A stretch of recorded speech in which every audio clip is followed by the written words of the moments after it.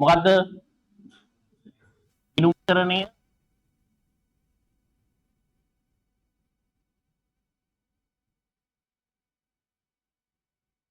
එහි අවශ්‍යතාවය. ගිණුම්කරණයේ හැඳින්වීම හා එහි අවශ්‍යතාවය. දෙවෙනි පාඩම පුතේ කියන්න බලන්න. ගිණුම්කරණ සමීකරණය. අර A level වලට යනකොට පුතේ සම්පූර්ණ විෂය නිර්දේශයේ පාඩම් ගන්න ඕනේ. ඒ පාඩම් වලින් මොන ප්‍රශ්නද එන්නේ කියලා දැනගන්නත් ඕනේ. ප්‍රශ්න 6ක් එනවා A level paper එකට. ඒකෙන් 5ක් ලියන්න ඕනේ. ඒ පහෙන් පුතේ පළවෙනි ප්‍රශ්නේ දෙවෙනි ප්‍රශ්නේ අනිවාර්යයි. පළවෙනි ප්‍රශ්නේ සමාගම, දෙවෙනි ප්‍රශ්නෙට එන්නේ කළමනාකරන ගිණුම්කරණ.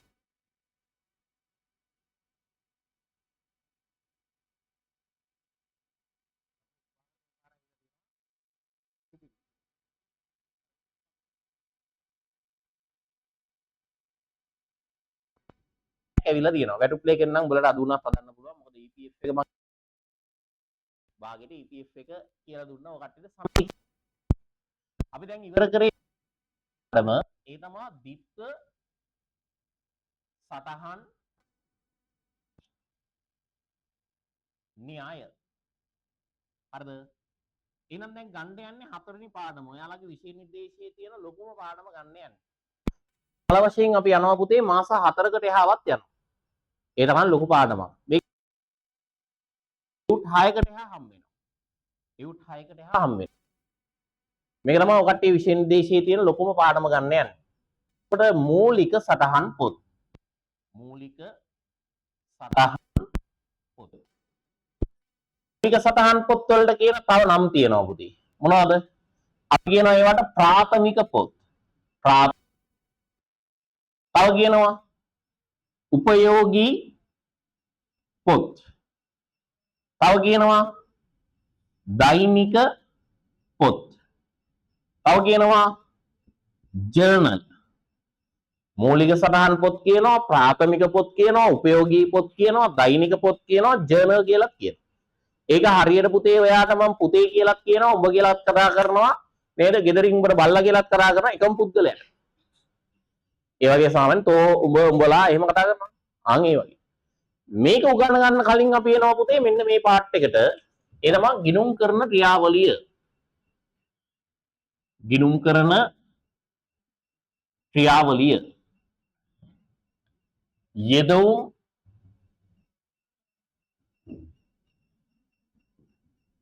ක්‍රියාවලිය නිමැවුම්. යෙදවුම් ක්‍රියාවලිය නිමැවුම්. හරි.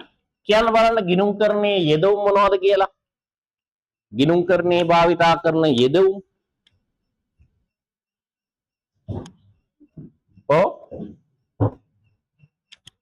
මොනවද? ගනුදෙනු හා සිද්ධීන්. මෙන්න මේ ගනුදෙනු හා සිද්ධීන් අපි මුලින්ම පුතේ වාර්තා වෙන්නේ මොන වගේද? ගනුදෙනු හා සිද්ධීන් වෙච්ච ගමන් ඒවා වාර්තා වෙන්නේ මූලාශ්‍ර ලේඛනවල. මූලාශ්‍ර ලේඛනවල තමයි වාර්තා වෙන්නේ.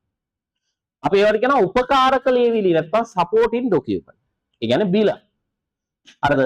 ව්‍යාපාරවල සිද්ධ වෙන හැම ගනුදෙනුවක්ම ගිණුම්ගත කරන්න නම් ඒ ගනුදෙනු හා සිද්ධීන් මුදලින්ම ඉන්න පුළුවන් වෙන්න ඕනේ. මොකද්ද සංකල්පය? මූල්‍ය මිනුම් සංකල්පය. මූල්‍ය මිනුම් සංකල්පය කියනවා මුදලින් ගණනය කරන්න පුළුවන් දේවල් විතරයි අපි ගිණුම්ගත කරන්නේ. එහෙනම් මේ මුදලින් ගණනය කරන්න පුළුවන් ගනුදෙනු හා සිද්ධීන් සිද්ධ වෙනවත් එක්කම පළවෙනියටම බිහි වෙන ලේඛනය තමයි පුතේ මූලාශ්‍ර ලේඛන කියලා කියන්නේ. උදාහරණයක් විදිහට අපි CIB එකෙන් ඇදුමක් ගන්නවත් එක්කම ගනුදෙනුව වෙනවත් එක්කම නිකුත් වෙනවා බිල. ආන්ගේ බිලට කියනවා මූලාශ්‍ර ලේඛනය. අපේ පුතේ විදුලි බල මණ්ඩලයේ විදුලිය සැපෙව්වට පස්සේ ගනුදෙනුවට අදාළව නිකුත් වෙනවා බිලක්. මාසයේ අන්තිමේට. අපි ඒකට කියනවා විදුලි බිල් පත්‍රය. ඒකට තමයි අපි කියන්නේ මූලාශ්‍ර ලේඛනය කියලා. ඔයාලා ක්ලාස් ෆීස් එක ගෙවපුවාම ඒ ගනුදෙනුව වෙනවත් එක්කම පන්ති ගාස්තුව ගෙවනවත් එක්කම ඔයාලා නිකුත් වෙනවා රිසිට් එකක්. ඒකට තමයි අපි කියන්නේ මූලාශ්‍ර ලේඛනය කියලා. රුක් සිටියෙන් බඩු ගන්නවත් එක්කම නිකුත් වෙනවා බිලක්. ආන්ගේ බිලට කියනවා මූලාශ්‍ර ලේඛනයක් කියලා. එතකොට ව්‍යාපාරිකයෝ account හදන්න පුතේ ගිණුම් කාල පරිච්ඡේද වලට. සාමාන්‍යයෙන් ගිණුම් කාල පරිච්ඡේදයක් කියන්නේ අවුරුද්දකට. උදාහරණයක් විදිහට ගත්තොත් 2025 ජනවාරි 1 වෙනිදා ඉඳන් 2025 12/31 කියන අවුරුද්ද. ඔන්නෝක තමයි ප්‍රධාන වශයෙන් අපි කාල පරිච්ඡේදයක් කියලා කියන්නේ. එතකොට ගිණුම් කරන ක්‍රියාවලියේ පළවෙනි අවස්ථාව මොකද්ද? ගිණුම් කරන ක්‍රියාවලියේ පළවෙනි අවස්ථාව කියමු බලන්න. ඒ හොදි බේරෙනවා. කියන්න බලන්න. මූලික සටහන් පොත්වල වාර්තා කිරීම. වාර්තා කිරීම. දෙවෙනි එක පුතේ මූලික සටහන් පොත්වල දාලා ඔබලා තාම දන්නේ නැහැ ඒක. ඒක තමයි අපේ පාඩම. ඊට පස්සේ දාන්නේ මොනවටද? ලෙජර් ගිණුම් වලට පිටපත් කිරීම. දැන් ඒක දන්නවා. දැන් බලන්න ලෙජර් ගිණුම් වලට පිටපත් කරන්නේ දිස්සතහන් රීතීන්ට අනුව. ඒ ලෙජර් ගිණුම් වලට දාලා මොකද කරේ ඊළඟ පියවර? ගිණුම් තුලනය කිරීම. ලෙජර් ගිණුම් තුලනය කරාට පස්සේ අපි හැදුවා මොකද්ද? ශේෂ පිරික්සුම්. ශේෂ පිරික්සුම. ශේෂ පිරික්සුම හැදුවට පස්සේ අපි යනවා පුතේ ගිණුම් කරන්නේ නෙමෙයිම මොනවද? ඇන්නේ මූල්‍ය ප්‍රකාශන. ඔය මතක් වෙච්ච වෙලාවෙම කියන්නම් මේ සිකුරාදා ඔයාලට AAT කරන අයට පන්තියක් ගන්නවා. ඊට කලින් ඔන්ලයින් එකක් දාන්න මම try කරන්නම්. හේතුව උඹලගේ තියෙන අවදානම සාමාන්‍ය පෙළක් තියෙන්නේ මේ කට උඩ සති දෙකයි. ඒ වගේම ඔයාලගේ එක්සෑම් එකක් තියෙන්නේ සතියේදී. සති දෙකක් නෑ සතියේදී ඉන්නේ. එතකොට මට කෝකටද ප්‍රමුඛතාවය දෙන්නේ කියලා හිතා ගන්න බෑ. මොකද අරකේ තියෙනවා බැච් 4ක් ඉන්නවා. ඔන්ලයින් ඉන්නවා, මෙහි ඉන්නවා, නුවරේ ඉන්නවා, සෙත්මගේ ඉන්නවා. එහෙම බැච් 4ක් ඉන්නවා. එතකොට මේ පන්ති ටිකක් බැලන්ස් කරගෙන මට දාන්න වෙන්නේ ඔන්ලයින් එකක්. සිකුරාදාමම අර හේ නුවර රිවිෂන් එක ටයිම් එකට ඔයාලව උදේ 8:02 හෝ 8:05 ගන්නම් ඈ. හැබැයි මට කියන්න තියෙන්නේ සම්පූර්ණයෙන් 100% පේපරේ මට උගන්වන්න බෑ. හැබැයි මම අනිවාර්යෙන් ඔයාලගේ අනිවාර්ය ප්‍රශ්නේ තියෙනවනේ. දැන් මේ පේපරේ මම අර ක්ලාස් එකේ නියුජර් ක්ලාස් එක කියලා දුන්නා. කියලා දෙද්දි මම උන්ට ඒ ගානක් හදන වෙලාවේ මම පේපරේ ඇනලයිස් කරා. ඒ ඇනලයිස් කරනකොට මම දැක්කේ ප්‍රශ්න කීයක් එනවද? එබම් AAT කරන අය 6ක් එනවා. කීයක් ලියන්න පුළුවන්ද? ඔක්කොම ලියන්න ඕනේ. තෝරන්න නෑ. ප්‍රශ්න 6ම ලියන්න ඕනේ. ඒකෙත් පළවෙනි ප්‍රශ්නේ එනවා. පළවෙනි ප්‍රශ්නේ එනවා පුතේ. පළවෙනි ප්‍රශ්නේ 1.1 ඉඳන් 1.10 දක්වා MCQ පාර්ට් එකක් එන්නේ. ඉරි ගහන්න එන්නේ. 1.11 සිට 1.15 දක්වා එන්නේ හිස්තැන් පුරවන්න නිශ්චිත උත්තර ලියන්න එන්නේ. හරිද?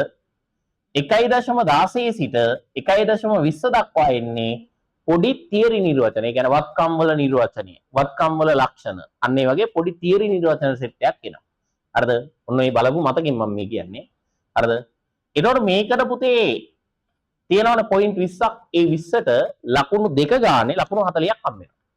ඒ කියන්නේ මේක ගොඩ දාගත්ත කියන්නේ පේපරේ භාගයට භාගයක් ගොඩ දැම්මා වගේ තමයි. ඊට පස්සේ ඔයාලට තියෙනවා පුතේ අනිවාර්යෙන් 6 වෙනි ප්‍රශ්නෙට මොකද්ද? තනි පුද්ගල ව්‍යාපාර මූල්‍ය ප්‍රකාශන හදන්න. ඒ කියන්නේ ආදායම් ප්‍රකාශයයි මූල්‍ය තත්ත්වය හදන්න තියෙනවා. සමීකරණ හදලා තියෙන හින්දා මම හිතන්නේ ස්ට්‍රක්චර් එක දන්න හින්දා උඹලට ගැළපෙයි ටික කියලා දුන්නාම ඒ ප්‍රශ්නේ කොට දාගන්න පුළුවන්. ඒතකොට මම මේක ටාගට් කරගෙන තමයි බහින්න යන්නේ.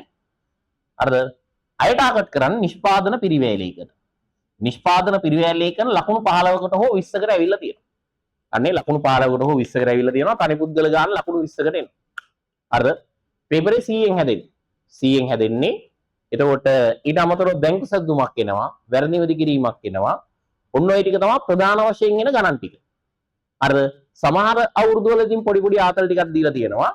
එතකොට ශේෂ පිරික්ෂම හදන්න අනිවාර්යෙන් එනවා. ඒක පට්ට ලේසි. ඒකේ ලකුණු 15 නතින් වෙන්න ගන්න උගන්වනවා.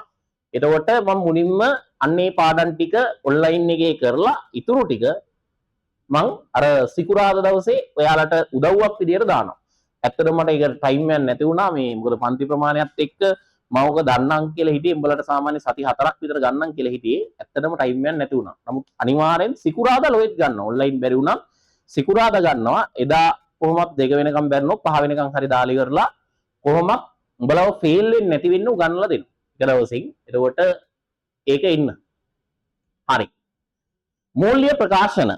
මට කියන්නකෝ පුතේ මූල්‍ය ප්‍රකාශන කට්ටලයක සංරචක කීයක් තියෙනවද? මූල්‍ය ප්‍රකාශන කට්ටලයක සංරචක එන්නේ ගෑල් ළමයි කීයක් තියෙනවද?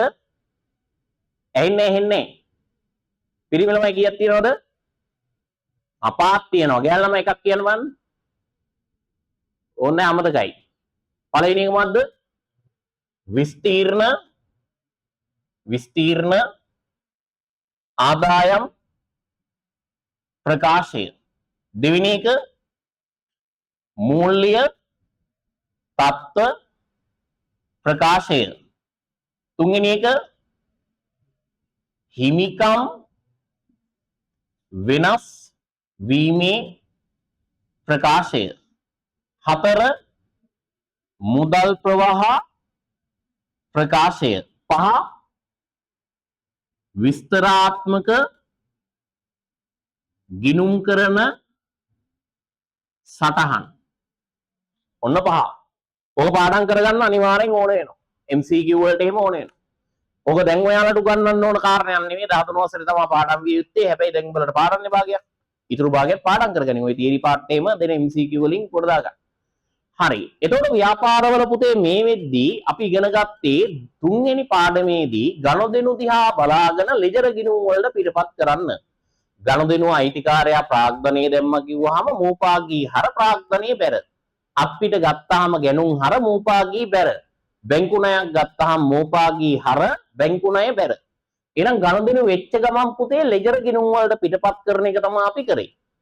ඊට පස්සේ ලෙජර් ගිණුම් තුලනය කරලා ශේෂ පිරික්සුම් දැන් ඔයාලා හැදුවා. අද දවසටම හැදුවේ එක ගානයි.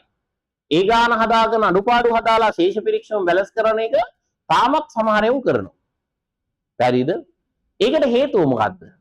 ලෙජරේ අනවශ්‍ය විදියට ව්‍යාකූල වුණා. ඇයි? ගනුදෙනු සිද්ධ වෙච්ච ගමන් ඒවා ඩිරෙක්ට් ලෙජර් ගිණුම් වල වාර්තා කරන්න ගියොත් ගැනුම් ගිණුම අනවශ්‍ය විදියට ව්‍යාකූල වුණා. මුදල් ගිණුම මේ බෝඩ් එකෙන් සම්පූර්ණයෙන් රූල් කරා. මුදල් පාලන ගිණුම.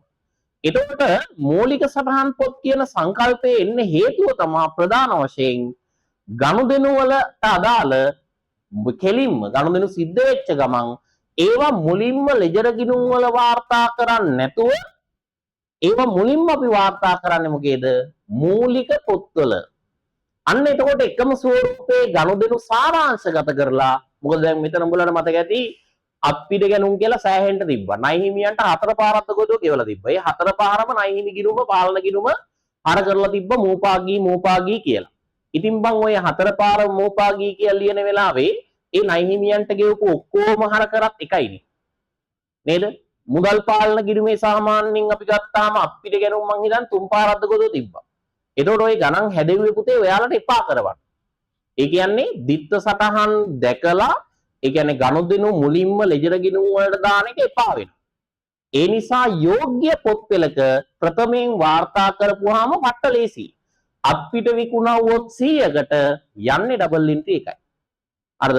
100කට වික්කත් යන්නේ ඩබල් එන්ට්‍රි කීයද? එකයි. අපිට ගත්තොත් 1000කින් ඒත් යන්නේ අවුරුද්ද පුරාම එක ඩබල් එන්ට්‍රියයි. ආන් එතකොට අනවශ්‍ය විදියට ටී ගිණුම් ප්‍රමාණය ලෙජර් ගිණුම් ටික වැඩි වෙන්නේ. ටී ගිණුම අපිට පාසෙන් හොයාගන්න පුළුවන්. වරදක් වුණත් දැන් නිකන් හිතපන් ඔය හදපු ගානේ වරදක් වුණොත් ඔයාලට ඒක හොයාගන්න එහෙන අමාරුයි. ඇයි එකින් එකට චෙක් කරන්න ඕනේ. හැබැයි මේ මූලික සටහන් පොත් කියන සංකල්පය නිසා අපිට සිද්ධ වෙන වැරදි අතපසුවීම් ඒ සියල්ලම මගහැරනවට අමතරව ලෙජරේ අනවශ්‍ය විදියට ව්‍යාකූල වෙන්නේ. එහෙනම් මූලික සටහන් පොත්වල නිර්වචන කීපයක් තියෙනවා. එකක් තමයි ගනුදෙනුවක් සිද්ධ වෙච්ච ගමන් ප්‍රථමයෙන් වාර්තා කරන පොත මූලික සටහන් පොත් කියලා කියනවා. එහෙම නැත්නම් කියනවා ගනුදෙනුවක් සිද්ධ වෙච්ච ගමන් ලෙජර් ගිණුම් වලට පිටපත් කිරීමට පෙර වාර්තා කරන පොත් වලට කියනවා මූලික සටහන් පොත් කියලා. ගනුදෙනුවක් සිද්ධ වෙච්ච ගමන් ප්‍රථමයෙන් වාර්තා කරන පොත් වලටත් කියනවා මූලික පොත් කියලා. ඒකෙන් අදහස් වෙන්නේ CIB එකට ගිහින් ඇඳුම ගත්ත ගමන් අන්න ගනුදෙනුව සිද්ධ වුණා. ඇඳුම ගත්ත ගමන් ඒ කැෂියර් එකේ අක්කා කියනවා පොඩ්ඩක් ඉන්න මල්ලි කියලා දුවවල ගිහින් මූලික පොතේ දාන්නේ. එහෙම එකක් නෙමෙයි මෙතන කියන්නේ. රත්නායකගෙන් පැටිස් එක ගත්ත ගමන් ඌ ගිහින් මූලික පොතේ දාන්නේ. ගනුදෙනුවක් සිද්ධ වෙච්ච ගමන් ප්‍රථමයෙන් වාර්තා කරන පොත කියන්නේ මූලික පොත තමයි. හැබැයි ඒකෙන් අයිඩියා එක එන්නේ පුතේ ගනුදෙනුව වෙච්ච ගමන් පොඩ්ඩක් ඉන්න නම් ගිහි කියලා ඉවල ගිහින් මූලික පොතේ දාන එක නෙමෙයි. එයාලා කරන්නේ පුතේ එයාලා account හදන කාල පරිච්ඡේදයේ පුරාවටම සිද්ධ වෙන හැම ගනුදෙනුවකටම ලිඛිත සාක්ෂියක් එකතු කර ගන්නවා. ඒවට කියනවා මූලාශ්‍ර ලේඛන. ඒ කියන්නේ උදාහරණයක් විදිහට අපි භාණ්ඩ මිලදී ගන්නකොට ඒ සැපයුම් කරුවන්ගෙන් බිල්ල ඉල්ල ගන්නවා. අපි භාණ්ඩ විකුණනකොට එයාට බිලක් නිකුත් කරනවා. ඒකේ කොපියක් අපි තියා ගන්නවා. බැංකුවේ ගිහින් සල්ලි දානකොට මුදල් තැන්පතු පත්‍ර ටික එකතු කර ගන්නවා. චෙක් තැන්පත් කරනකොට චෙක් තැන්පතු පත්‍ර ටික එකතු කර ගන්නවා. චෙක් අපි ඉෂුව කරනකොට පුතේ චෙක් පොතේ ඉතුරු වෙනවනේ කෑල්ලක්. අපි ඒකට කියනවා පිළිපත කියලා. චෙක් පොතේ ඉතුරු වෙනවා. චෙක් එකක් ඉෂුව කරනකොට අපේ ව්‍යාපාරයේ චෙක් පොතක් තියෙනවනේ. ඔන්න ඔය චෙක් පොතේ තියෙනවා ටිකට් පොත වගේ ටිකට් එක වගේ චෙක් එක කඩලා දෙන්නේ. ඒතකොට ඉතුරු වෙනවා පොඩි කෑල්ලක්. අන්න ඔය කෑල්ලේ තියෙනවා පුතේ 125යි 7යි 8 125යි 7යි 8. එතකොට මෙන්න මේ චෙක් එක අපි ගලවලා දෙනවා ණය හිමියට චෙක් එක. එතකොට අපේ මේ කෑල්ලේ මේ චෙක් එකේ සාරාංශගත තොරතුරු ටික ලියා ගන්න. අන්න ඒක තමයි අපේ උපකාරක ලියවිල්ල. කොටින්ම කිව්වොත් ඕනම ගනුදෙනුවක් ඔප්පු කරන ලිඛිත සාක්ෂියට කියනවා මූලාශ්‍ර ලේඛනය. දැන් ඔයාලා වුණත් බලන්නකෝ. ඔයාලා ගැන තියෙන අධික විශ්වාසයට පුතේ ඔයාලව ගෙවල් වලින් කඩේ යවනකොට මොනවද කියන්නේ? බිලක් ගේපන් කියනවා. ඇයි ඒ තරම් ඔයාලා විශ්වාසයි. නේද? මොකද රුපියල් 100ක ගනුදෙනුව සාමාන්‍යයෙන් 1000 කරලා තමයි උඹලා එන්නේ. අය නැවත ඉතුරු සල්ලි නෑ. එහෙනම් බිලක් ගේන්න ඕනේ කියන. දැන් අදටත් තාම පිරිමි ළමයි ගිහිම සමහර පිරිමි ළමයිගේ ඔය බදර් වෙච්ච ගෑනු ළමයි ඉන්නවා. හරිද? අන්නේ ගෑල් ළමයි එහෙම ට්‍රාස් පීස් දුන්නාම හවස ගියපු ගමන් කියන්නේ "කො ට්‍රාස් පීස් දුන්නාද? කො පර්ස් එකක් බලලා ඉවල කාඩ් එක කො කාඩ් එක." ඒව චෙක් කරනවා. අන්න පුතේ එතකොට ඔයාට ඔප්පු කරන්න තියෙන ලිඛිත සාක්ෂි වලට තමයි අපි කියන්නේ මූලාශ්‍ර ලේඛන. මේ 아무තු එකක් නෙමෙයි ඒක. නිකම් බිලක්. අර ඔප්පු කරන ලිඛිත සාක්ෂියට තමයි මූලාශ්‍ර ලේඛන කියන්නේ. එතකොට අපි මොකද ගන්නේ?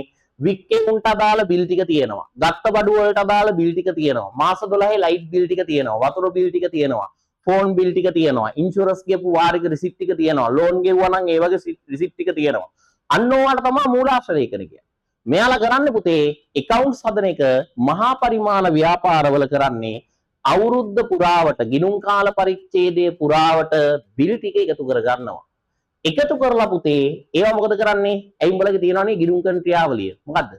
ගනුදෙනු හඳුනා ගැනීම හා මැනීම. ඊට පස්සේ වර්ග කිරීම. කාර්යයන් ටික දීලා තියෙනවා පළවෙනි ටියුට් එකේ. වර්ග කරනවා. ඒතකොට අපිට විකුණුම් බිල් ටික එක ගොඩකට. අපිට ගත්ත ඒවා ටික තව ගොඩකට. ණයට වික්කලා වෙනම ගොඩකට. ලයිට් බිල් වතුර බිල් ටික තව ගොඩකට. අන් එහෙම කැටගරි කරනවා. කැටගරි කරලා අපි account හදන්න පොත් හදන්න පටන් ගන්නවානේ. ඒ හදන්න පටන් ගන්න පුතේ මේ පීරියඩ් එකේ මෙන්න මේ දවසේ වගේ. අන්න එහෙම පොත් හදන්න පටන් ගන්නකොට අපි හාහපුරා කියලා accounts හදනකොට මුලින්ම මේ මූලාශ්‍ර ලේඛන ටික එන්ටර් කරන්නේ මූලික සටහන් පොතේ.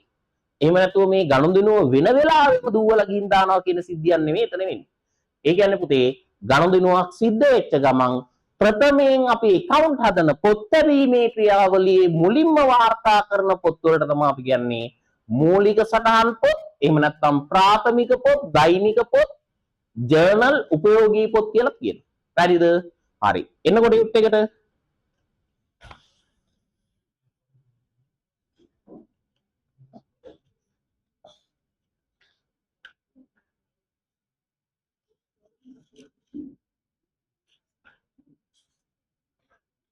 හරි. ඔය ටියුට් එකේ පුතේ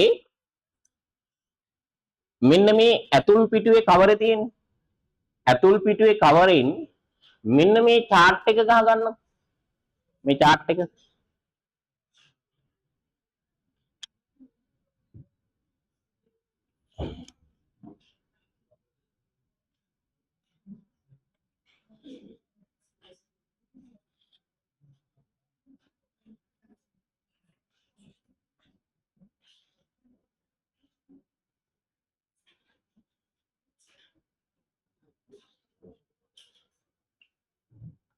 අය ඔය සමහර ළමයි දන්නේ මේ යෙදවුම් ඉස්සරහෙන් තමයි ගනුදෙනු සිද්ධි. ක්‍රියාවලිය කෙලින් තමයි මේ ටික. නිමෙවුම කෙලින් තමයි මූල්‍ය ප්‍රකාශන ටික.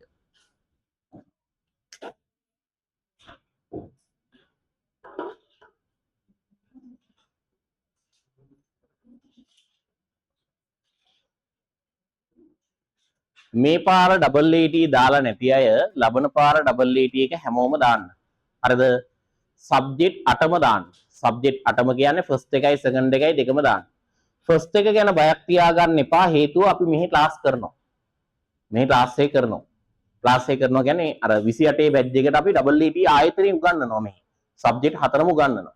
ඒතකොට ඒකට වීඩියෝ ගන්න ඕනෙත් නැහැ. හරිද? වීඩියෝ ගන්න ඕනෙත් නැහැ. ඔයාලා සෙකන්ඩ් එකට අදාළව කරගන්න ඕන වැඩ කටයුතු ටික මම කියන්නම්. ෆස්ට් එකට දැන් ඉඳන්ම වැඩ ටික කරගෙන යන්න. පේපර් ටික එහෙම අරගෙන එහෙම කරගෙන යන්න. දැන් ෆස්ට් එක කෙලවිලා තියෙන්නේ උන් දැන් එහෙනම් කරනවා නිසා එහෙනම් ඊළඟ පාර ලියන්නම් කියලා ඉන්න එපා. හරිද? එයාලා අනිවාර්යෙන් ලියන්න ලේසි ඒක. අමාරු නෑ.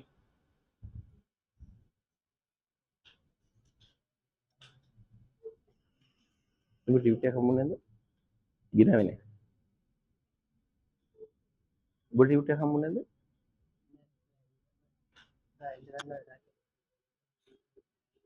ටියුට් එක පල්ලෙන් දෙන්න. ඔබ පල්ලෙන් ඉල්ල ගන්න පුළුවන්. ඔබට නැද්ද බා?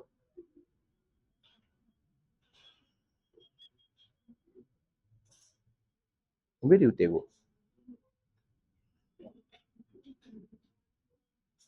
ගෙදර තියලා අම්මලාටද? මොනවා කරන්නේ? මේක මේ ලැග් වෙනවා වගේද?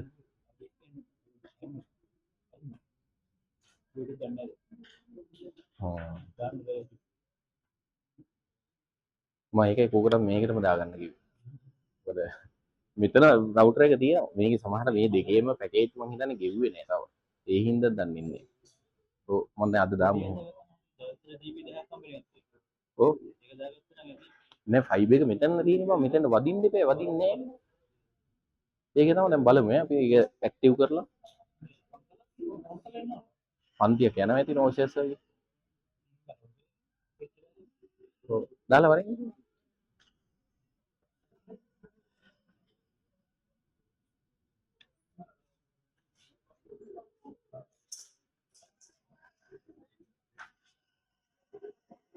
උඹ තාත්තේ උඹ දැන් ඔඩිට් ෆෝම් එක දැම්මා?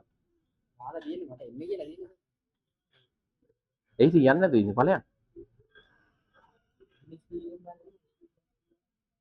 NSP එකද? NSP ජාතික ඉදිරි බැංකුවනේ. උඹ දැන් පාඩම් කරන්න ගත්තද?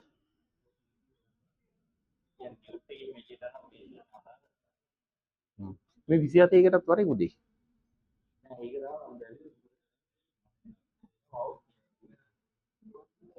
මෙහෙම ඔක අය කල්පනා කරන්න යන්නේ මේ මාස 6නේ. රිසල්ට්ස් ආවට පස්සේ උඹට තීරණය ගන්න පුළුවන්. උඹ බය නැතුව මේ ක්ලාස් ෆීස් ගැන වැඩි හිතන්නේ නැතුව උඹ වරෙන්කෝ. උඹ මේකේ තීරී එකටයි දැන් අද දවසම තියෙනවනේ. අද හවස 5 වෙනකම්ම තියෙනවනේ. ඒකත් ඉඳලා සවුන්ඩ් රිවිෂන් එකටත් ඉඳලා රිවිෂන් විතරක් යන BSA. ඉකෝන් එකේ රිවිෂන් විතරක් යන්න.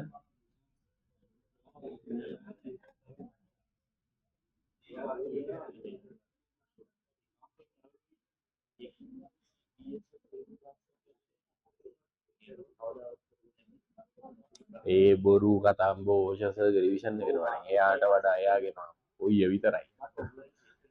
ඔව් ඒ හින්දා ඕෂස ඊට වඩා හොඳයි. එයාලගේ යන මැච් අර මීටින් එක වෙලාවේ තමයි මම දැනගත්තේ. ඔව් වෙන මැච් ටිකක් යන්නේ යටි.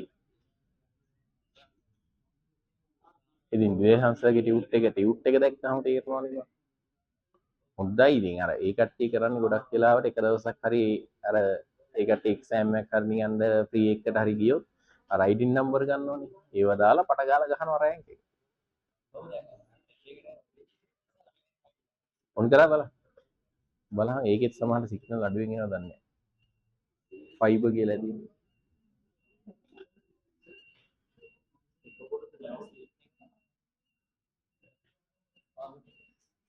ඔවුලන්නේ ඔබ එකවුන්ට්ස් පැත්තට කැමති නැද්ද?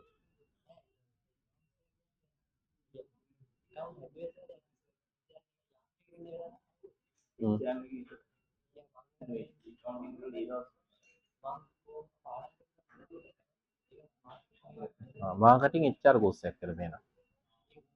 ඔව්. නෑ අර චාටර් කරන එකේ තියෙන කේස් එක අමාරු වුණත් බං දැන් කඩ එහෙම තියෙනවනේ. කඩත් හැදෙනවා අමාරුයි. ඊට අමතරව පළවෙනි ලෙවල් එක ගොඩ දාගත්තත් චාටර්ඩ් වල මේ හොඳ තැනකට යන්න පුළුවන්. මොකද ඔබට HR මැනේජර් ඉල්ලන්නත් පුළුවන් චාටර්ඩ් කරොත්, මාකටිං මැනේජර් ඉල්ලන්නත් පුළුවන්, ඇකවුන්ටන්ට් ඉල්ලන්නත් පුළුවන්. අපි HR කෝස් එකක් කරොත් HR මැනේජර් විතරයි. අරකින් චාටර්ඩ් වල වාසිය ඔක්කොටම ගන්න පුළුවන්. ඕ ඉතින් මම කියන ෆයිනල් ගොඩයක් හෝ එහෙම ලියාගත්තොත් ඒකයි තියෙන වාසිය. හිටපන් මම මේක ඇදලා එන්න. උඹලා ඉන්නවද? උඹලා දෙන්නව ගෙනා උඹලා නංගිලා දෙන්න. දෙන්නම එකට මේ ඉන්නේ.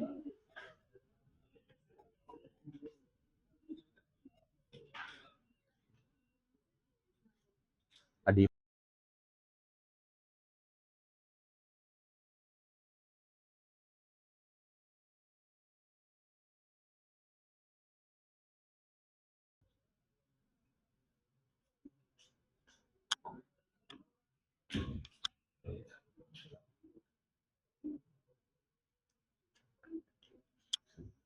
හරි. දැන් නිබන්ධනය බලා ගන්නකෝ. ඒකේ තියෙනවා ගිණුම්කරණේ ඉගෙනුම් ඵල. උතන තියෙනවා ඊට කලින් මාතෘකාව මූලික සටහන් පොත්, ජර්නල්, දෛනික පොත්, උපයෝගී පොත්, තව එකක් ලියා ගනින් ප්‍රාථමික පොත්. ප්‍රාථමික පොත් කියලා කියනවා. ඉගෙනුම් ඵල යටතේ ඔයාලෙන් බලනවා මූලාශ්‍ර ලේඛන හා ඒ වගේ වැදගත්කම. පුතේ මූලික සටහන් පොත් ඔයාලයි විෂය නිර්දේශයේ තියෙනවා 8ක්. අන්නේ මූලික සටහන් පොත් ගනුදෙනු 8ට අදාළ මූලික සටහන් පොත වර්ග කරගන්න පුළුවන් වෙන්නත් ඕනේ. ඒකට අදාළ මූලාශ්‍ර ලේඛන දැනගන්නත් ඕනේ. උදාහරණයක් විදියට අපි මුදල් ලැබුණාම දාන්නේ සියලුම මුදල් ලැබීම් දාන්නේ සියලුම චෙක්පත් ලැබීම් දාන්නේ මුදල් ලැබීම් ජර්නලයේ කියන මූලික පොතට. හරිද? ඒකේ මූලාශ්‍ර ලේඛනයේ තමයි මුදල් ලැබීම් වල ලදු පොත. ඒතකොට මම මෙහෙම එකක් අහනවා. අයිතිකාරයා ප්‍රාග්ධනයේ යොදවනවා. ඒක අපිට මොකද්ද? මුදල් ලැබීම. එහෙනම් ඒක දාන්නේ මොකේද? මුදල් ලැබීම් ජර්නලයට මූලාශ්‍ර ලේඛනය ලදු පොත. බැංකු ණයක් ගන්නවා. බැංකු ණයක් ගත්තාම මුදල් ලැබීම එහෙනම් ලදු පොත ලැබීම් ජර්නලයට යන්නේ. අපිට විකුණුම් වලින් ලැබෙනවා මුදල් ලැබීම ලදු පොත. අපිට කියනවා ණයගැතියෙක්ගෙන් මුදල් ලැබෙනවා. මුදල් ලැබීම ලදු පොත. ඒක හඳුන ගන්න එක තමයි මේකේ ඔයාලගේ මයින්නේ. ඉගෙනුම් ඵල කියන්නේ ඒවට. දෙවෙනියට බලනවා මූලාශ්‍ර ලේඛනය නම් කරන්න. මූලික සටහන් පොත් හා ඒ වගේ වැදගත්කම පැහැදිලි කරන්න. සහ මූලික සටහන් පොත් හා මූලාශ්‍ර ලේඛන වෞගත කිරීම. ඒක අපි මේ යන්නේ 4.1 කියන කෑල්ල. ඔයාලගේ තියෙනවා 4.13ට විතර යනකම් තියෙනවා. අය වැට් එක හදන්න තියෙනවා. ඔන්න වැට් එක මම මේකෙන් ගන්නවා සමීකරණ වලටත් එක්ක. හරි. ගිණුම් කරන ක්‍රියාවලියේ වැදගත් වන ගනුදෙනු හා සිදුවීම් සම්බන්ධයෙන් ඒවා පොත්වල සටහන් කිරීම සඳහා එම සෑම ගනුදෙනුවක් සිදුවීමක් සම්බන්ධයෙන් මූලාශ්‍ර ලේඛනයක් තිබිය යුතුයි. ඔන් අයත් කියවනවා ගිණුම් කරන ක්‍රියාවලියේ වැදගත් වන ගනුදෙනු සිදුවීම් සම්බන්ධයෙන් ඒවා පොත්වල සටහන් කිරීමට නම් ඒ හැම ගනුදෙනුවකටම මූලාශ්‍ර ලේඛනයක් තිබිය යුතුයි. මූලාශ්‍ර ලේඛන නොමැතිව ගනුදෙනු සිදුවීම් සටහන් වීමක් ගිණුම් කරණයේ සිදු නොවේ. ඒ කියන්නේ බිල් නැත්තම් ඒව වාර්තා කිරීමක් වෙන්නේ නැහැ. මූලාශ්‍ර ලේඛනයක් යනු ගනුදෙනුව සිදු බව සනාථ කරන කුමන හෝ ලියවිල්ලක් හෝ සටහනකි. ඒ කියන්නේ ගනුදෙනුව සිද්ධ වුණා කියලා තියෙන ලියවිල්ලක් හරි ඒක ඔප්පු කරන සාක්ෂියක්. ඒක දෙනවා ව්‍යාපාරවල විවිධ ගනුදෙනු සිදුවන අතර එම ගනුදෙනු වලට අදාළ විස්තර ඇතුළත් කරමින් නිකුත් කරන ලියවිලි ප්‍රබව ලියවිලි හෙවත් මූලාශ්‍ර ලේඛන ලෙස හැඳින්වේ. ඔන්න එනම් පුතේ මූලාශ්‍ර ලේඛන වල තව නමක් ආවා. ඇලීරක් ගාලා ලියන්න අර පල්ලෙහා තියෙන මූලාශ්‍ර ලේඛන මාතෘකාවෙන් ප්‍රබව ලියවිලි උපකාරක ලියවිලි කියලා කියනවා. ප්‍රබව ලියවිලි උපකාරක ලියවිලි කියලා කියනවා. හරි? ප්‍රබව ලියවිලි උපකාරක ලියවිලි කියලා කියනවා. ඊටසේ දිහා තියෙනවා එකේ ගිණුම් තැබීම සඳහා ව්‍යාපාර ගනුදෙනු සිද්ධීන් විමර්ශනාත්මකව හඳුනාගත යුතුයි. ගනුදෙනු සිද්ධීන් සත්‍ය ලෙසම සිදු වූ බව අදාළ විමර්ශනයෙන් තහවුරු විය යුතුයි. අමතරව ගනුදෙනු සිදු වූ දිනය ඊට සම්බන්ධ පාර්ශව එහි ස්වභාවය මෙන්ම මූල්‍යමය වටිනාකමද විමර්ශනයෙන් හඳුනාගත යුතුය. මෙලෙස ගනුදෙනු සිද්ධීන් විමර්ශනාත්මකව හඳුනා ගැනීමට මූලාශ්‍ර ලේඛන භාවිතා කරයි. උදේ අපි ඔඩිට් එකකට ගියපුවාම චෙක් වෙන්නේ ඔන්න ඔය බිල් ටික. සාමාන්‍යයෙන් අපි ව්‍යාපාරයට ගියපුවාම මේ ව්‍යාපාර වලින් කියනවා මෙච්චරක වික්කා මෙච්චරක් ගත්තා මෙච්චරයි ලාභය කිව්වට අපි ඒක විශ්වාස කරන්නේ නැහැ. අපි යන්නේ ඔඩිට් එකෙන් මෙන්න මෙහෙම චෙක් කරන්න. ඒකේ ඉන්නවා වෙනම නිලධාරීන්. හැම එකටම අදාළව නිලධාරීන් ඉන්නවා. ප්‍රධාන මුදල් පොත උඹලා හදපු මුදල් පාලන කිඩුම හදන්නේ කවුද? ප්‍රධාන මුදල් භාරකාරයා. ඊට පස්සේ මතකද දන්නේ අන්තිමේටම දැම්ම සුළු මුදල් ගෙවුවා කියලා. ඒකට මං ගෑවේ සුළු මුදල් පාලන කිඩුම කියලා. ආන්ගේ සුළු මුදල් පාලන කිඩුම හදන්නේ කවුද? සුළු මුදල් භාරකරු. අන්න එහෙම හැම මූලික පොතක්ම භාරව නිලධාරියෙක් ඉන්නවා.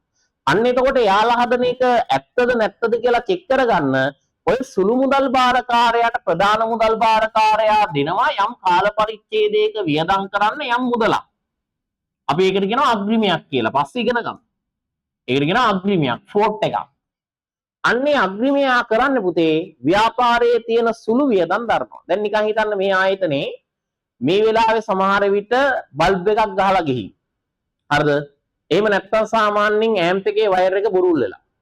නැත්නම් ඇම්ප් එකේ මොකක් හරි ප්ලග් එකක් ගැලවිලා. ආයිදා මේ මෙහෙම එකක්.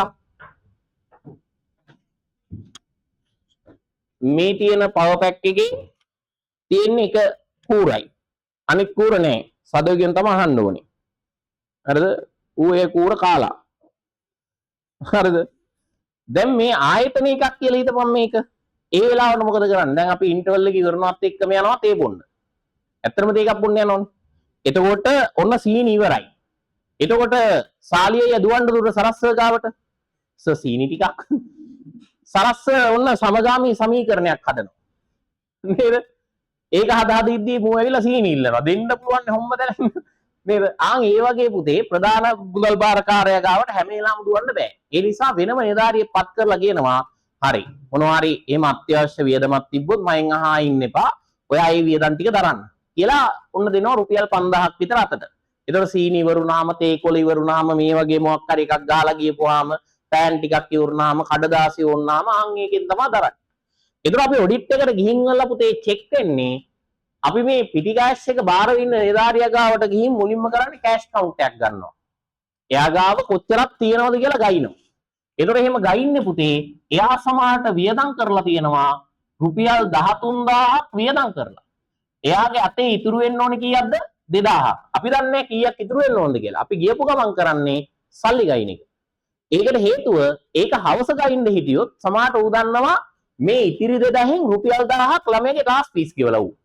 උගේ පෞද්ගලික වියදම් දරලා. අර සමානට ඌ වීල් එක ගිහින් හවස දාන්නම් කියලා හිතාන ඌ එහෙම ගිහින්. ආන් ඒ හින්දා එහෙම කිසිම මුදල් අයථා පරිහරණයක් කරන්න බෑ. ව්‍යාපාරයේ සල්ලි යාගේ පෞද්ගලික ප්‍රයෝජනට ගන්න බෑ. නිකන් හිතන් මෙතන ඉන්න සුපර් මාකට් එකේ මං අඳුරන යාළුවෙක් ඉන්නවා මං කියනවා මචං රුපියල් 1000ක් දීපන්.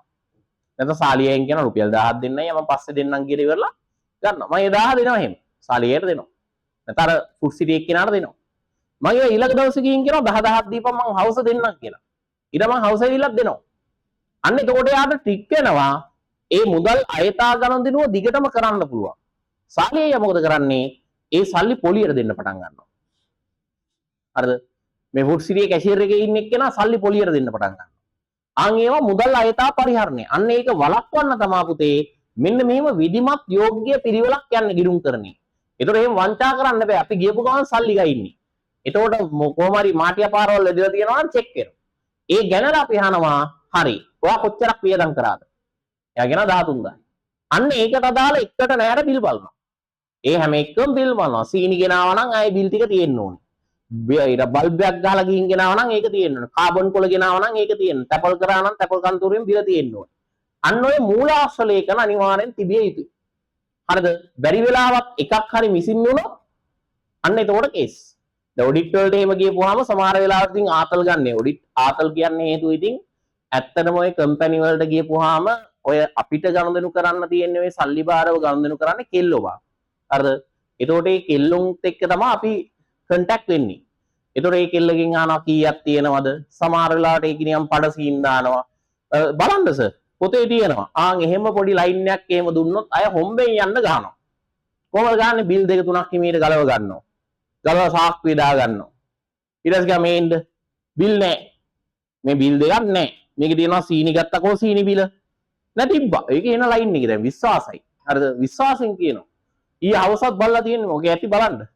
අපි කියනවා හාය අපි බලලා ඉවරයි. අපි ඒකට වැරද්ද දාලා තියෙන්නේ. ඔයා බලලා බිල තියෙනවා නම් පෙන්වන්න. ඒතර අපි වැරද්ද අයින් කරගන්න. ඒතර ඉතින් ඒක ඉතින් පෙරලා හොයනවා. ඉතින් අපි දන්නවා කොච්චර පෙරලුවත් නෑ බිල. හරිද?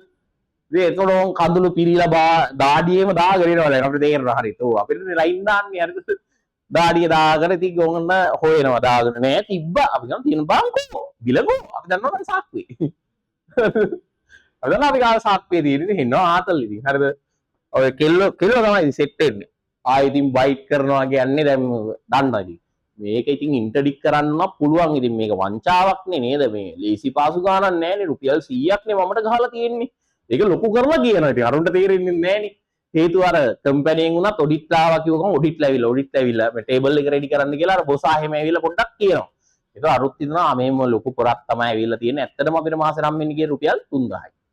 උන්දන්නේ නෑ ඒක. අර එක සැරයක් මම මතකයි බියගම ලංකා ටයිල් ගයින්න ගිහින් ගල්ලා ඒ ටයිල් ඔය නාටාබි වගේ ඉන්නවනේ ටයිල් කම්පැනි වැඩ කරන අර දොබ කර ඉතින් උස්සනේ උන් ඉන්නවනේ. උන් එහෙම අපිට දෙන ටයිල් ගයින්ද. ඒ ගයිනකොට හෙඩ් ඔෆිස් එකෙන් සිස්ටම් print එකක් එවලා අපිට තියෙන්නේ ඒකේ තියෙනවා wall tile, fall tile, barcode එක තියෙනවා. අපිට තියෙනවා ටයිල් කැට 2750යි 27800යි. අපි කරන්නේ ගබඩාවේ ටයිල් කැට තියෙනවද කියලා බාකෝඩ් එක චෙක් කර කර යනවා. එතකොට ඒකේ තියෙන අර පහේ පැක් තියෙනවා, ටයිල් කැට හයේ පැක් තියෙනවා. එතකොට අපි දන්නවා මේක හයේ පැක් එකක්. අපිත් මාක් කරගන්නවා. ඌත් ඒ කොලේම මාක් කරනවා. ඊට පස්සේ අපි කරන්නේ ඒ කියන්නේ ඒ වැඩ කරන එකේ අපිත් එක්ක එනවා. එතකොට අපේ ටීම් එකේ 12ක් විතර යනවා, 10ක් විතර වෙලාවට යනවා. අපේ 10ට උන්ගේ 10ක් හම් වෙනවා. එතකොට උනුත් ඒ කොලේ මාක් කරනවා, අපිත් ඒ කොලේ මාක් කරනවා. ඌත් ගැල්ලා පහයි කියලා දා ගන්නවා, අපිත් දා ගන්නවා. ඊට පස්සේ බලනවා ටයිල් කැට ටික ගන්න සෙට්ද. මුලින් බලන්නේ උගේ මගේ එක. අවුගේ එක හරිනේ. එතකොට මම ඒකේ අස්සනක් දානවා, ඌ මගේ එකේ අස්සනක් දානවා. එතකොට කාටවත් බොරුවක් කරන්න බෑනේ. එතකොට අපි කන්නෙත් එකට රයිස් එහෙම ගයක් දෙනවා ඒකේ. බීම තේ නෑ, බීම ගයක් දෙනවා. දවල්ටත් බීම ගයක් දෙනවා. අර බීම නම් බොත හැකි. කේස් පිටින් ගේන්නේ නැහැ. ඉතින් බීම 3-4ක් වර්ග වලින් මෙතනින් එකක් බීලා ඉවරලා හිමීට යනවා අනිත් උන් ඉන්න තැනට. එතනින් ගිහින් වල උන්ට බීම දෙනවා. එතනොත් එකක් බොනවා. හරිද? ඒ කියන්නේ ඔගේ හෙන ලොකු යාඩ් එකක් නේ.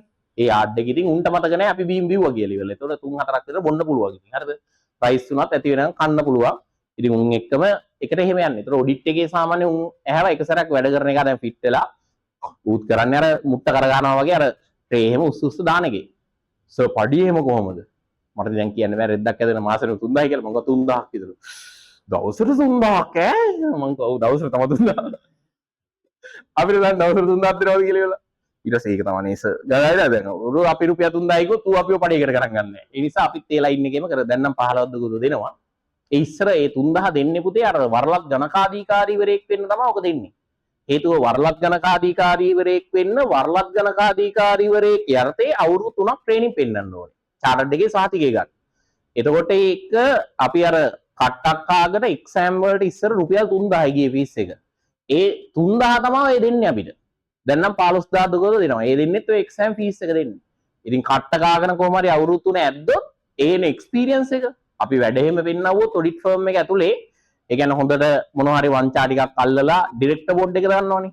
එතකොට ඩිරෙක්ටර් බෝඩ් එක එනවා අපේ ඔඩිට් පාර්ට්නර් යනවා අපි යනවා මොකද්ද වෙච්ච විස්තරේ අපි හොයාගත්තේ කොහොමද ඒ විස්තර ටික අපි කියන්න ඕනේ ප්‍රසන්ටේෂන් එකේ. ඒ කියනකොට එයා කෙලින්ම කියනවා මෙච්චර පඩියක් දෙනවා ඔයා කැමති දෙන්න කියලා අහනවා. ඒතර අපි බොසාහෙම ඔරවනවා. හරිද? ඒ කියන්නේ අර කම්පැනි එක තමයි අපි ඉල්ලන්නේ. ඒතර ඔරවනවා. අපි කියනවා නෑ අපි කැමති නෑ. හරිද? ඒතකොට අපේ කාට සතුටුයි. එහෙම යනෙවුන් ඉන්නවා අනන්තවත් යන අහුලන්නේ නැහැ ඉතින් අය අඩුවට තියන් ඉන්න බෑ රුපියල් 3000ට අපිට කැමැත්ත නම් ඉන්න පුළුවන් නැත්නම් අයින් වෙන්න පුළුවන්. ඉතරාන් එහෙම chance එකම සෙට් වෙනවා. ඔඩිට් ෆර්ම් එකෙම යන්න කියන්නේ. ඒතකොට පුතේ ඕකෙත් ගිහින් බලන්නේ මොනවද? මේ 13000ට හරියන්න බිල් තියනවද? එහෙනම් මූලාශ්‍ර ලේඛන කියන්නේ මොනවද? ගනුදෙනුවක් සිද්ධ වුණාට පස්සේ ඒක ඔප්පු කරන ලිඛිත සාක්ෂිය. ඒ බිලේ තියෙනවා මොකද්ද සිද්ධ වෙච්ච දිනය, ගනුදෙනුවේ විස්තර ටික, මොන ආයතනයෙන්ද ගත්තේ, CIB choice parkද කියලා උඩින් තියෙනවා. ඒකේ ඇඩ්‍රස් එක, ෆෝන් නම්බර් ඒවා තියෙනවා. දැන් සමහර වෙලාවට චෙක් වෙනවා එක බිල් පොතක් තියෙනවා බං අර අපිට කඩවල වල තියෙනවානේ සල්ලි දීලා ගන්න පුළුවන් බිල් පොත් තියෙන්නේ. ඔයගේ තියෙන අනුක්‍රමික අංකයක් 1 2 3 කියලා. එතකොට මේ 1 කියන කොලේ කාබන් කොලයක් තව එකක් තියෙනවා. එතකොට 1 කියන අංකෙන් කොල දෙකක් තියෙනවා. එකක් කහ කොලයක් තියෙනවා, එකක් නිකන් ඔරිජිනල් සුදු කොලේ තියෙනවා.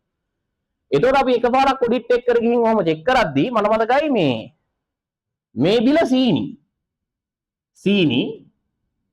තව බිලක් තියෙනවා සිමෙන්ති. මේකේ බිල් අංකය 788. මේක 789. යකෝ දැන් කියපන්කො හાર્ඩ්වෙයාර් වල සීනි තියෙනවද? නැත්නම් සිල්ලර බඩු කඩවල වල සිමෙන්ති තියෙනවද? වෙන්න බෑනේ. මුන් මොකද කරලා තියෙන්නේ? අර ආයතනෙන් බිල ගන්න අමතක වෙලා මුන් හොරෙන් බිල් පොතක් ගෙනල්ලා ලියලා දාලා තියෙනවා. අන් ඒවා තමයි අපි චෙක් කරන්නේ. ඕන් අනුක්‍රමික අංක පිළිවෙලට තියෙනවද කියලා චෙක් වෙනවා. ඊට පස්සේ සමහර ඒවාට සැකේවට කෝල් කරලත් බලනවා. එහෙම තියෙනවා. හරිද? සමහර කම්පැනි නේ බොරුවට ලියලා. එහෙම මාට්ටු වෙනවා. එක එක සීන් එහෙම ඔඩිට් වල එහෙන ආතල් ඉතින්. ඔඩිට් කියලා මේ කරන්නේ ලොකු සීන් එකක් නෙමෙයි. හැබැයි account සේම සුපිරියටම පුළුවන් වෙනවා. ඇයි ඒ ඩබල් එන්ට්‍රි හැම එකක්ම පුරුදු වෙනවා. අපි දැන් ඕක කට්ටියගේ තියෙනවා පාඩමක් මේ 4 වෙනි පාඩමේ බැංකු සැසඳුම් කියලා. ඕක ප්‍රැක්ටිකල් අපි කරනවා. අපිට එනවා එන ලිස්ට් එකක් එනවා බැංකුවෙන් ස්ටේට්මන්ට් ටිකක්. ඒ ටිකත් එක්ක ව්‍යාපාරයෙන් හදපුවා කම්පෙයාර් කර හරිද දා ප්‍රැක්ටිකල් කරනවා. මම කියන්නේ account සේම පට්ටේට පුළුවන් වෙනවා ඔය ඔඩිට් ෆර්ම් වල. හරි. එහෙනම් ඒකේ තියෙනවා පුතේ මූලාශ්‍ර ලේඛනවල නෝට් එක. ඒක අපි ලබන සතියේ ගමු. දැන් ඔයාලා මට දෙන්න ෆයිල් එකයි පාස් පේපර්ස් ටිකයි. ඒ ටික දීලා ඔයාලට යන්න පුළුවන්. හරි. අයවෝනේ